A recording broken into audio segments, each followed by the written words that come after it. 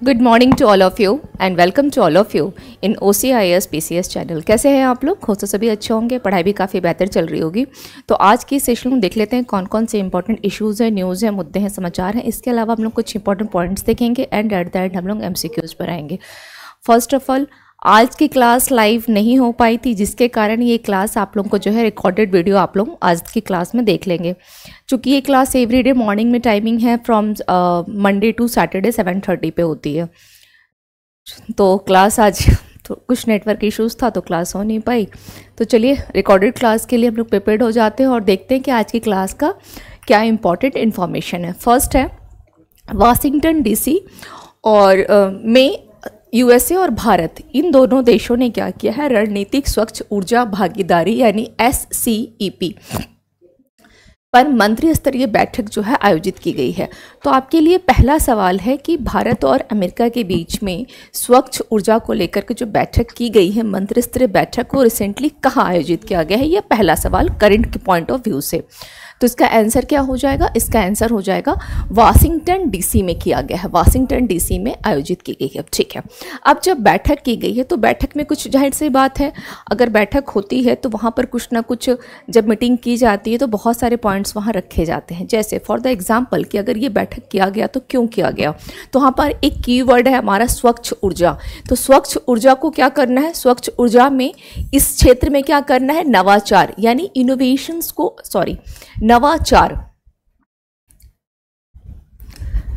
नवाचार यानी इनोवेशंस को बढ़ावा देना। ठीक है, इनोवेशन को बढ़ावा देना, या हम कह सकते हैं कि स्वच्छ ऊर्जा में ट्रांजिशन इसमें तेजी लाना या इसे बढ़ावा देने के लिए ट्रांजिशन में, यानी क्लीन एनर्जी में ट्रांजिशंस में तेजी लाना। ठीक है, तो इसको ध्यान रखना है नवाचार और ट्रांजिशंस के लिए। ठीक है, अब ये जो टोटल बैठक थी, इसका एक मुख्य जो था वो था 5 पिलर्स। ठीक है, यह 5 पिलर्स,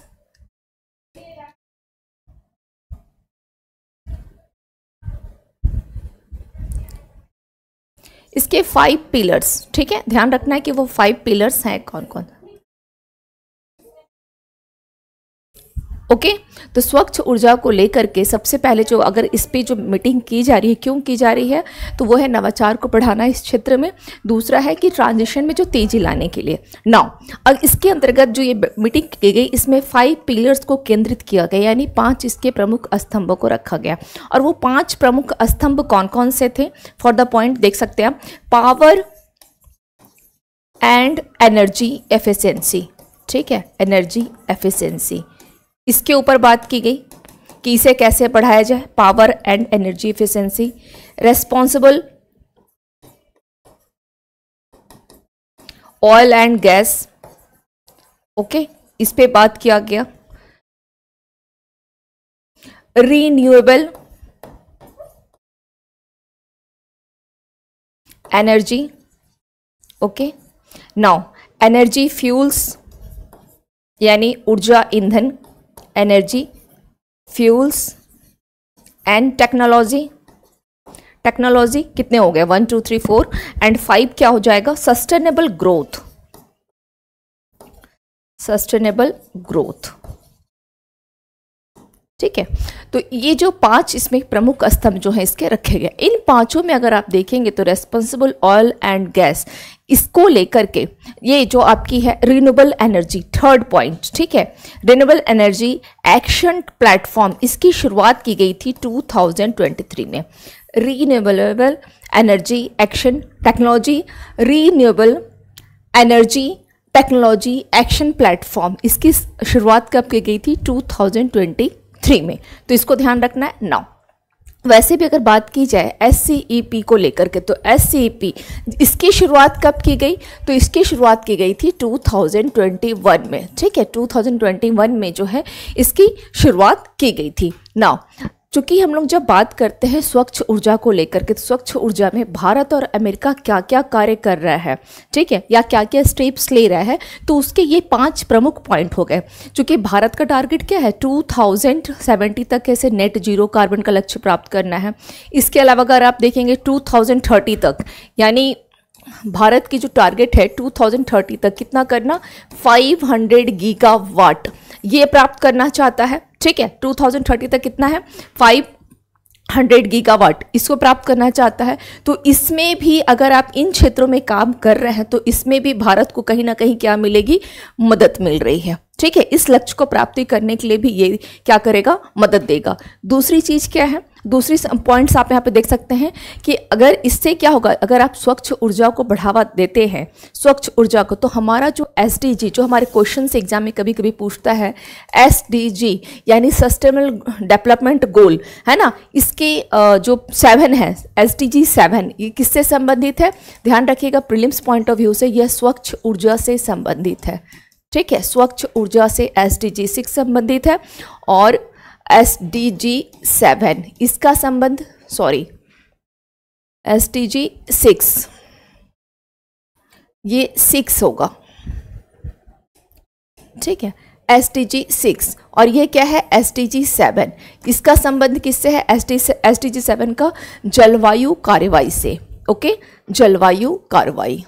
ये दोनों आपके एग्जामिनेशन के लिए इम्पॉर्टेंट है क्योंकि लगातार क्या की जा रही है, इस स्वच्छ ऊर्जा को लेकर के इन वर्ल्ड लेवल पे कार्य किया जा रहा है, ठीक है, वर्ल्ड लेवल पर कार्य किया जा रहा है। तो इसके लिए दोनों पॉइंट को जो है आप ध्यान रखेंगे।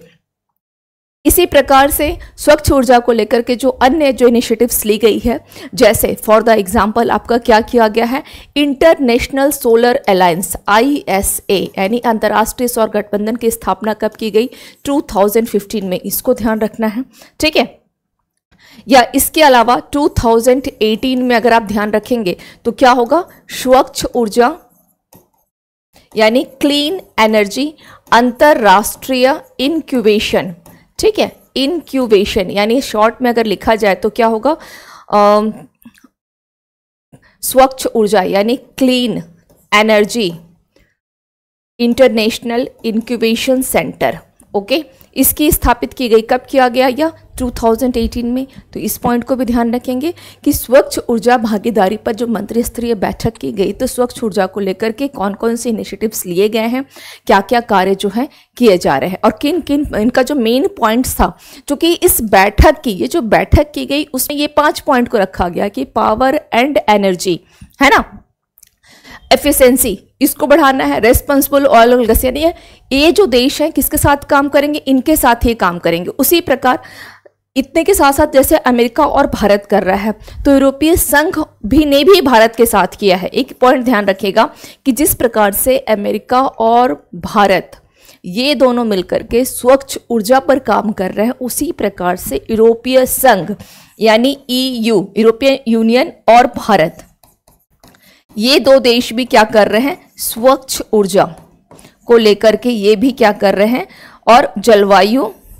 परिवर्तन इस भागीदारी पर ये लोग ने भी जो है ये भी कार्य कर रहे हैं। तो इस पॉइंट को भी ध्यान रखना है। Got my point. तो ये हो गई आपकी फर्स्ट इंफॉर्मेशंस, ठीक है। अगर इसको लेकर के कहीं भी कोई डाउट आए तो आप लोग क्या करेंगे, जब लाइव क्लास होगी उस लाइव क्लास में या जब क्लास देखेंगे तो नीचे कमेंट सेक्शन में मैं बार बार बोलती हूँ आप लोगों कि आप लोग हमेशा मैसेज डाल दिया करें अगर कहीं भी कोई डाउट आती है, पर आप लोगों के कोई मैसेज नहीं होता है। ऐसा लगता है जैसे कोई डाउट ही नहीं है क्या, ऐसा तो होता नहीं होगा, डाउट तो होता ही होगा। बट चूँकि लाइव क्लास में भी मैंने बहुत बार कहा है और आज जब आप लोग रिकॉर्डिंग क्लास देखेंगे तो उसको थोड़ा सा ध्यान रखिएगा, ठीक है। तो ये हो गई ओवरऑल आपकी इन्फॉर्मेशन। इसमें SDG 6 किससे संबंधित है, SDG 7 किससे संबंधित है, इन सभी पॉइंट्स को ध्यान रखिएगा। Now come to the next. Bharat का पहला तो अपने आप में क्या हो गया, पहला है तो इंपॉर्टेंट है। पहला CO2, भारत का पहला है CO2 से मैथनॉल उत्पादन करने वाला प्रायोगिक संयंत्र महाराष्ट्र के पुणे में प्रस्तावित किया गया। तो कहाँ किया गया, महाराष्ट्र के पुणे में। कहाँ से क्या करेगा, यह कार्बन डाइऑक्साइड से यह मैथनॉल का प्रोडक्शन, ठीक है। सबसे पहले हम इस प्रोसेस को समझ लेते हैं, यह CCUSA प्रक्रिया है क्या। तो सबसे पहले देखिए, और यह जो प्रस्तावित किया गया तो इससे जो मतलब हम कह सकते हैं जो मैथनॉल उत्पादन किया जाएगा, इसके मैथनॉल उत्पादन की क्षमता की भी बात अगर की जाए तो 1.4 टन जो है ये प्रतिदिन होगा, ये प्रतिदिन। तो इस पॉइंट को ध्यान रखना है, ठीक है।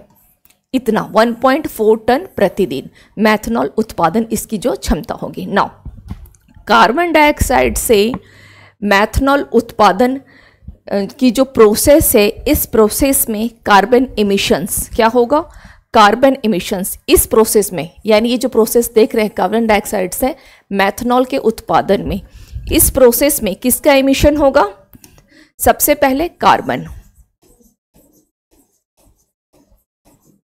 यानी कार्बन का उत्सर्जन। ठीक है, इस कार्बन इमिशन को क्या किया जाएगा, सीधी सी बात है, कार्बन का इमिशन होगा, कार्बन डाइऑक्साइड हो, तो इसको वायुमंडल में, यानी यह सोच लीजिए कि आपका वायुमंडल है, ठीक है, इसको वायुमंडल में प्रवेश करने से पहले, यानी यहां आने से पहले ही इसको क्या कर लिया जाएगा, कैप्चर कर लिया जाएगा, कैप्चर, ओके, कैप्चर, ये मैंने लिखा है, कैप्चर कर लिया जाएगा।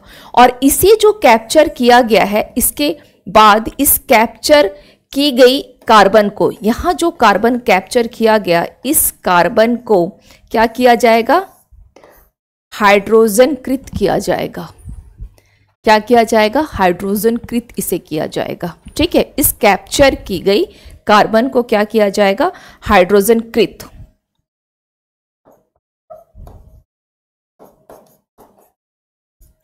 हाइड्रोजन कृत किया जाएगा इस कैप्चर की गई कार्बन को। ठीक है, और इस प्रोसेस में, ये जो कंप्लीट प्रोसेस है, इस प्रोसेस में क्या हो गया, यहां पर आपका CO2 है, कार्बन है ना, कार्बन आ रहा है, कार्बन इमिशंस हो रहा है, कार्बन आ रहा है, तो कार्बन हो गया और आपका हाइड्रोजन, इन दोनों का इस प्रोसेस में क्या हुआ, कार्बन और यहां हाइड्रोजन, इन दोनों का क्या किया गया, रिएक्शन, यानी अभिक्रिया, रिएक्शन।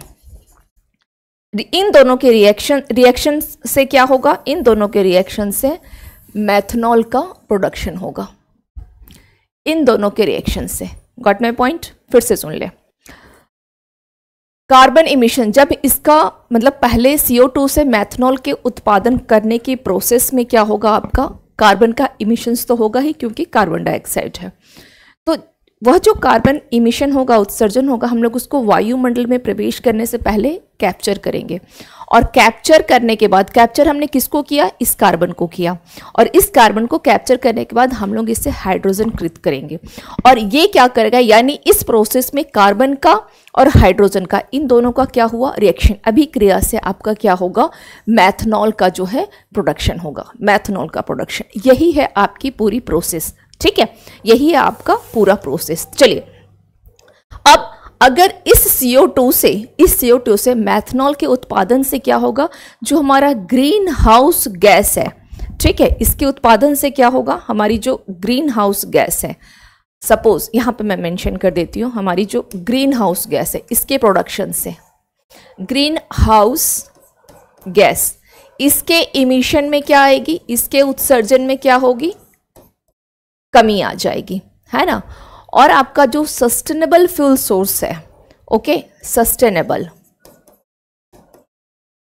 यानी जिसको हम कह सकते हैं सधारणीय ईंधन के सोर्स, है ना, सोर्स, इसमें ये इसको प्रोवाइड करेगा, ये प्रोवाइड करेगा। ठीक है, ये प्रोवाइड करेगा, तो ये इसके क्या हो गए, बेनिफिट्स हो गए। अब जो टोटल प्रोसेस दी गई है, इसमें भी यही दिया गया है कि बिजली, इस्पात व सीमेंट संयंत्रों आदि से क्या किया जाएगा, इसे कैप्चर किया जाएगा। तो ये जो कैप्चर करने का प्रोसेस दिया गया है, वो क्या बताया जा रहा है, इस कैप्चर करने का तरीका कैसे बताया जा रहा है, कि इसको कैप्चर कैसे किया जाएगा, बिजली से कैप्चर करेंगे, या इस्पात से, या सीमेंट के जो संयंत्र हैं उन ETC से जिसको कैप्चर किया जाएगा। सेकंड पॉइंट बोला गया है, जैसे ये मिशन हो रहा है, कैप्चर हुआ। सेकंड पॉइंट है पाइपलाइन या जहाज से परिवहन, ओके। एंड थर्ड में क्या दिया गया है, समुद्र में या भूमिगत भंडारण, या तो समुद्र में या भूमिगत भंडारण बोला गया है। खनिज, जैविक, रासायनिक आदि उद्देश्य हेतु इसको यूटिलाइजेशन जो है इसका किया जाएगा।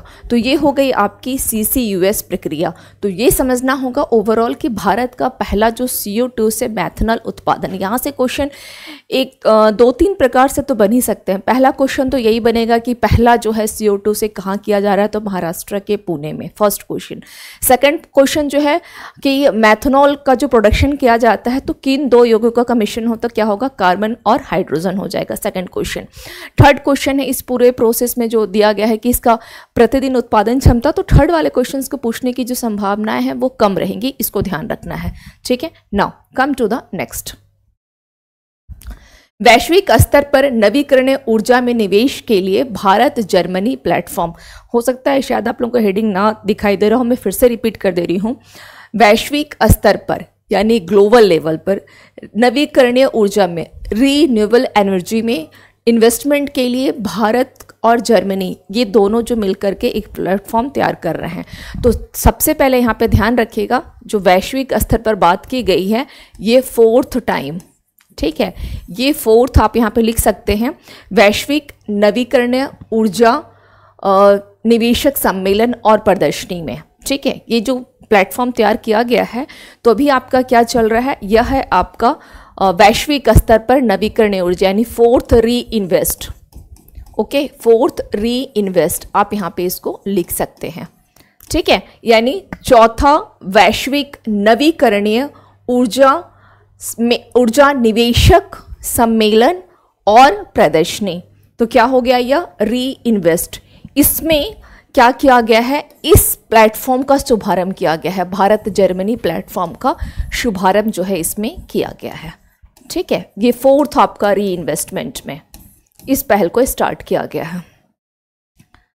ठीक है, अब इसका जो आयोजन है री इन्वेस्टमेंट का, इसका आयोजन किसके द्वारा किया जाता है, तो नवीन एवं नवीकरणीय ऊर्जा मंत्रालय के तहत ही किया जाएगा, जाहिर सी बात है। ठीक है, नाउ एक्चुअली भारत और जर्मनी को लेकर के जो स्टार्ट किया गया था यह पहल, ये 2022 में, ठीक है, 2022 में।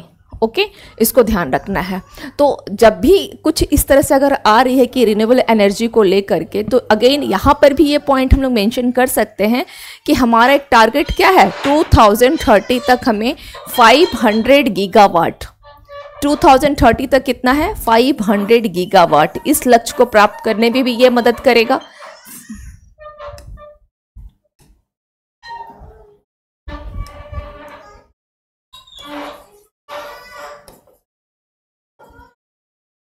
इतना प्राप्त करने में क्या करेगा, यानी हम कह सकते हैं 500 गीगावाट जीवाश्म ईंधन, गैर जीवाश्म ईंधन, गैर जीवाश्म ऊर्जा, इस क्षमता के लक्ष्य को प्राप्त करने में ये क्या करेगा, सहायता करेगा। ठीक है, और 2022 में जब इसको स्टार्ट किया गया था तो हरित एवं सतत विकास लक्ष्य, इसको ये भी लिख लें कि किसके अंतर्गत था ये, तो हरित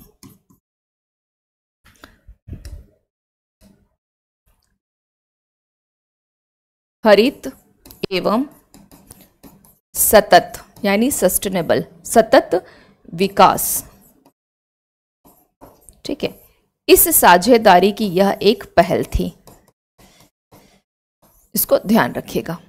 तो बस यही है, वैश्विक यानी कहने का मतलब ये है कि क्लाइमेट चेंज को लेकर के या इसमें इन्वेस्टमेंट को लेकर के सभी जो वैश्विक स्तर पर कार्य जो है किया जा रहा है। जैसे अभी हम लोगों ने भारत अमेरिका को पढ़ा, भारत जर्मनी भी क्या कर रही है, नवीकरणीय ऊर्जा हो या स्वच्छ ऊर्जा हो, है ना, इस पे काम कर रही है, तो इसको ध्यान रखिएगा।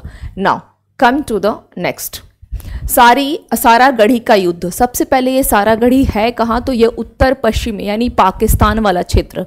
ठीक है, यह कहाँ पड़ेगा, पाकिस्तान का, वर्तमान में पाकिस्तान का एक गांव पाकिस्तान। ठीक है, सारागढ़ी, यहाँ पर इसकी रिसेंटली क्या की गई है, इस युद्ध की भी 127वीं वर्षगांठ जो है मनाई गई है, 127वीं वर्षगांठ इसके भी मनाई गई है। कब यह युद्ध हुआ, कब था, 12 सितंबर 1897 में सारागढ़ी का युद्ध। इसको हिस्ट्री के सेक्शन के लिए याद रखिएगा, हिस्ट्री में क्वेश्चन जो है बन सकता है, हिस्ट्री में ऐसे क्वेश्चन जो है बन सकते हैं। अभी तक नहीं पूछा गया है सारागढ़ी, यह हिस्ट्री में आ सकता है। सारागढ़ी का युद्ध पाकिस्तान, है ना, और कहाँ पड़े, वर्तमान पाकिस्तान, उत्तर पश्चिम वाला प्रांत हो जाएगा। 127 जयंती मनाई गई है इसका, और 12 सितंबर 1897 जो है ये युद्ध किया गया था। और इस युद्ध में जो कौन कौन थे शामिल इस युद्ध में, तो सबसे पहले लिखे ब्रिटिश सरकार। ठीक है, ब्रिटिश सरकार थी, ब्रिटिश सरकार हो गई, अफरीदी शामिल थे, अफरीदी, और आपके एक जनजाति थी ओरकजई, ओरकजई, ओरकजई, ये एक जनजाति थी, यह इसमें शामिल थी। ठीक है, दूसरी चीज़ है ब्रिटिश सरकार के तरफ से यहाँ पर एक पॉइंट इंपॉर्टेंट है, उसको लिख लीजिएगा। ठीक है, इसमें जो 36वीं सिख रेजिमेंट, ठीक है, ब्रिटिश गवर्नमेंट की तरफ से ये सिख रेजिमेंट था, ओके, और इस रेजिमेंट के 21 सैनिक जो हैं इसमें शामिल थे, 21 सैनिक, ठीक है, इसको ध्यान रखिएगा, यह इंपॉर्टेंट है। सारागढ़ी का युद्ध हिस्ट्री में पूछ भी सकता है, नहीं भी पूछ सकता है, बट ध्यान रखना है क्योंकि इसकी रिसेंटली मनाई गई, ये कभी कभी ऐसे क्वेश्चंस जो हैं आ जाते हैं। कम टू द नेक्स्ट, देखते हैं आज का सवाल, जो कि टॉपिक तो और मुझे बताना था बट रिकॉर्डिंग क्लास है तो ठीक है, इट्स ओके, वरना आप लोग भी बोर हो जाएंगे। 17 सितंबर को UNESCO international convention in sports के तहत COP9 ब्यूरो की दूसरी बैठक और फंड अप्रूवल कमेटी की तीसरी औपचारिक बैठक कहाँ आयोजित की गई? Paris, New York, new Delhi, Tokyo. तो इसका राइट आंसर क्या हो जाएगा? यह जो है आपका कहाँ किया गया, जस्ट ए मिनट, हाँ, नई दिल्ली में की गई है, ठीक है। यूनेस्को इंटरनेशनल कन्वेंशन स्पोर्ट्स के तहत दूसरी बैठक न्यू दिल्ली में, इससे पहले जो पहली बैठक हुई थी वह भी न्यू दिल्ली में ही हुई थी, पहली बैठक भी न्यू दिल्ली में हुई है और ये इसकी दूसरी बैठक थी, ये ध्यान रखिएगा, ठीक है, दूसरी बैठक थी। Clear? Now come to the next point, next पे आते हैं। नाउ ठीक है, दिल्ली के मुख्यमंत्री के रूप में अरविंद केजरीवाल की जगह कौन लेगा? मनीष सिसोदिया, राघव चड्ढा, आतिशी गोपाल राय। तो क्या होगा? आतिशी का नाम आएगा, ठीक है, आतिशी का। इन्होंने कहा भी है कि जब तक दिल्ली की जनता मुझे मतलब भ्रष्टाचार मुक्त नहीं मान लेती है कि मैं भ्रष्टाचार में लिप्त नहीं हूँ, तब तक मैं CM के पद पे जो है नहीं आऊँगा। अब ये जनता का डिसीजन होगा कि वो मुझे कब चुन के लाती है, ये इनका स्टेटमेंट भी है। एनीवेज, किसने SIIMA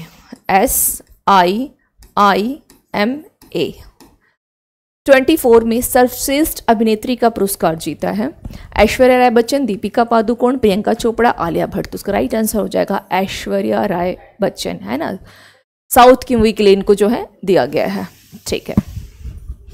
अपना पहला व्यक्तिगत अंतर्राष्ट्रीय बैडमिंटन खिताब किसने जीता है? नंदू, नेताकर, ज्वाला गुट्टा, अनमोल खरब, लक्ष्य सेन। तो राइट आंसर हो जाएगा अनमोल खरब, ओके। नाउ नेक्स्ट क्वेश्चन है अभ्यास एक्या, इसके बारे में जो अपने स्टेटमेंट दिया गया है उस पर विचार करने के लिए बोला गया है। अभ्यास एक्या नामक 2 दिवसीय राष्ट्रीय संगोष्ठी जो है चेन्नई में शुरू हुई, ठीक है। इसका आयोजन सेना की दक्षिणी कमान और राष्ट्रीय आपदा प्रबंधन प्राधिकरण के द्वारा किया जा रहा है। कौन सा स्टेटमेंट सही है आपको ये बताना है। केवल एक, केवल दो, सी, एक और दो दोनों, डी ना तो एक और ना ही दो। इसका राइट आंसर हो जाएगा सी, एक और दो दोनों स्टेटमेंट सही है। और दूसरी चीज है अभ्यास एक क्या, यह इंपॉर्टेंट भी है, ध्यान रखिएगा, ठीक है। नाउ भारतीय खाद्य सुरक्षा एवं मानक प्राधिकरण, ओके, नाउ के द्वारा 19 से 21 सितंबर तक नई दिल्ली में वैश्विक खाद्य विनियामक शिखर सम्मेलन, है ना, यानी हम कह सकते हैं कि वर्ल्ड फूड रेगुलेटरी समिट का कौन सा संस्करण आयोजित किया जाएगा? पहला, दूसरा, तीसरा, चौथा। तो यह दूसरा शिखर सम्मेलन है, ठीक है, ये दूसरा है, दूसरा शिखर सम्मेलन है। पहला शिखर सम्मेलन लास्ट ईयर 2023 में हुआ था, पहला 2023 में किया गया था। यह क्या है? दूसरा शिखर सम्मेलन है। नौ, भारत जल्द ही अपना कार्बन बाजार शुरू करेगा, इसके बारे में कौन सा स्टेटमेंट सही है ये बताएं। कार्बन बाजार one of the most important point है, वर्ड है, इसको ध्यान रखिएगा। यह उत्सर्जकों के लिए, जो इमिशंस करते हैं उनके लिए उत्सर्जन का लक्ष्य निर्धारित करेगा और अधिक उपलब्धि प्राप्त करने वाले को अपने अतिरिक्त उत्सर्जन कटौती को बेचने की अनुमति देगा। First point. सेकंड है कार्बन क्रेडिट ट्रेडिंग स्कीम, उत्सर्जन को कम करने या सीमित करने के लिए एक बाजार आधारित तंत्र है। सही कोड चुने, केवल एक, केवल दो, सी, एक और दो दोनों, डी उपयुक्त में से कोई नहीं। इसका राइट आंसर हो जाएगा सी, एक और दो दोनों स्टेटमेंट यहाँ पर सही है, ठीक है, सही कोड दोनों होगा। बोला गया है उत्सर्जकों के लिए उत्सर्जन के लक्ष्य निर्धारित करेगा। ये बहुत इंपॉर्टेंट क्वेश्चन है, ध्यान रखिएगा कार्बन बाजार को लेकर के। ये है क्या कार्बन बाजार?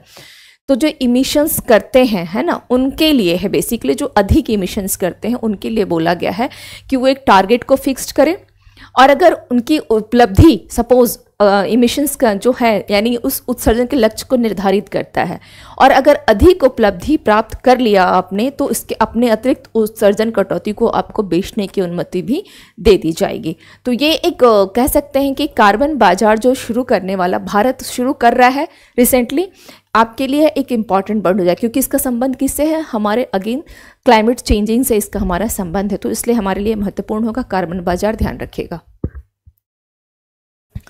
अमेजन इंडिया के नए कंट्री मैनेजर के रूप में किसे नियुक्त किया गया है, ये क्वेश्चन नहीं आएगा, फिर भी इसका आंसर बस देख ले, समीर कुमार, हरीश मेहता, राजीव कुमार, अजीत सिंह। तो समीर कुमार इसका आंसर होगा, बट ये इंपॉर्टेंट क्वेश्चन नहीं है, आप लोग इसको स्किप कर दीजिएगा। अगस्त में भारत के निर्यात में, तो इसको भी छोड़ दीजिएगा कि बोला गया है गिरावट है, व्यापार घाटा 10 महीने के उच्चतम स्तर पर पहुंच गया है, 9.3, 8.3, 7.3, 6.3, 9.3 is your right answer, but just उसकी इस तरह के क्वेश्चन मंथली वाइज पे नहीं पूछेगा। नेक्स्ट है मेलबोर्न विश्वविद्यालय ने भारत में अपना केंद्र कहाँ खोला है, नई दिल्ली, नालंदा, भोपाल, सूरत। तो नई दिल्ली में होगा। एक्चुअली मेलबोर्न जो यूनिवर्सिटी है ये ऑस्ट्रेलिया की सबसे टॉप यूनिवर्सिटी में आती है। Okay, now come to the next.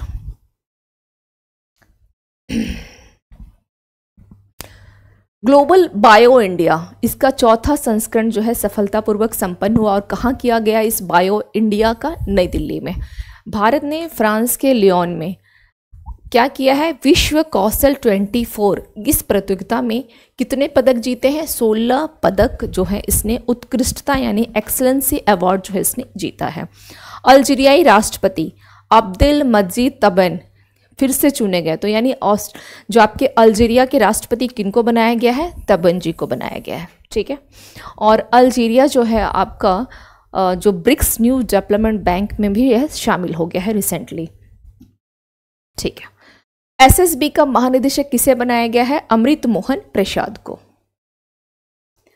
NPS वात्सल्य योजना का शुभारंभ वित्त मंत्री निर्मला सीतारमण ने 18 सितंबर को ये करेंगी, जो कि ऑलरेडी हो चुका है। इस पे ना आज तो मैं बताने वाली थी क्लास में, लेकिन चलिए कोई नहीं, नेक्स्ट क्लास में एनपीएस वात्सल्य योजना बताऊंगी, ठीक है। सरकार के कार्यकाल में एक राष्ट्र एक चुनाव जो है यह लागू किया जाएगा। यह टॉपिक भी आपके पेंडिंग है, कल की क्लास में करवा दूंगी।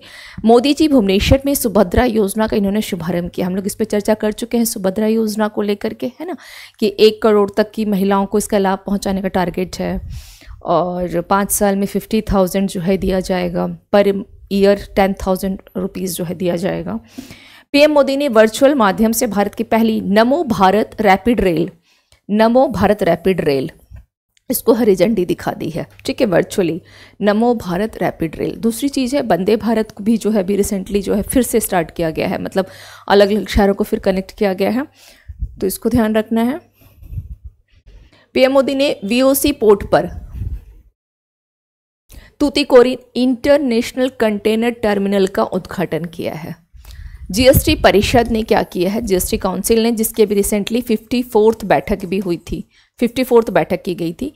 इन्होंने स्वास्थ्य और जीवन बीमा इस पे जो उत्पाद हैं इस पे इन्होंने बोला कि जो टैक्स लग रहा है उसको कम करो, क्योंकि वर्तमान में टैक्स यहाँ पर 18% है, इसको कम करने की बात की है, ठीक है। दूसरा है कि कैंसर के उपचार के लिए भी बोला है कि जो मेडिसिन के लिए 18% लगता है उसको 5% टैक्स वहाँ पे कर दो। महाराष्ट्र में औद्योगिक प्रशिक्षण संस्थानों में जगदीप धनखड़ ने संविधान मंदिर का जो इन्होंने उद्घाटन किया है। तो संविधान मंदिर महाराष्ट्र से संबंधित है, इसको ध्यान रखिएगा, यह एक इम्पॉर्टेंट क्वेश्चन बन सकता है एग्जाम में। नेक्स्ट है मिसाइल टेक्नोलॉजी पर पश्चिमी चिंताओं के बीच ईरान ने क्या किया है, चांद्रयान उपग्रह को अपना लॉन्च किया है। इनक्रेड फाइनेंशियल सर्विसेज इसको छोड़ दीजिएगा, ठीक है।